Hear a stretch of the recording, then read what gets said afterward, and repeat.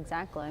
Yeah, for us, it's kind of status quo for the summertime. We aren't setting any record high temperatures here. We've certainly been hotter in the past, but it's just the driving, steady heat that's kind of wearing on everybody, and not only people, but you see the land having a hard time with it as well. Right now it's 93 in Corpus Christi. The heat index is at 107.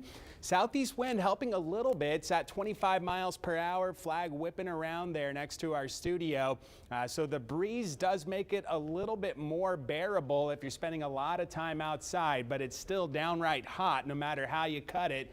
105 temperature reading right now in George West. It's 88 at the beach. This is where the real heat resides. It's when you factor in the humidity on top of the heat, and it feels like 116 right now over in Jim Wells County. Alice at 116 on the heat index, and we're going to see similar numbers to that tomorrow. So we're going to see another heat advisory, may even crack excessive heat warning criteria here tomorrow. Here's the advisory for today, that orange area. That's where the worst of the heat index values are, and we're going to see it likely expand for tomorrow with more heat headed our way. It's clean on radar. Satellite is showing us a few fair weather cumulus clouds drifting in from the Gulf of Mexico. But you see how expansive this big area of very high heat is. It's all circulating around high pressure. You see the temperatures north of here, 110 right now in Oklahoma City, 108 in Dallas,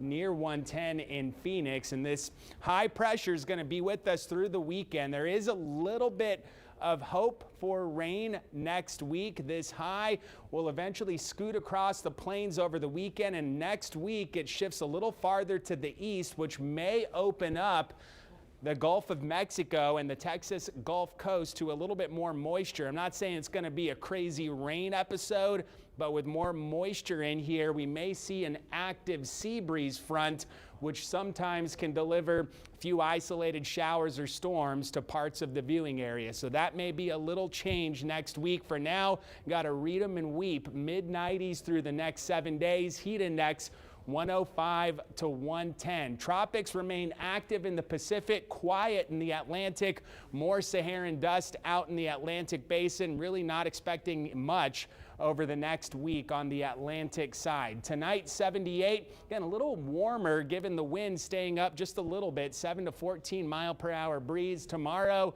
more of the same, mid-90s with the heat index near 110. We will have that breezier southeast wind, 15 to 25 miles per hour.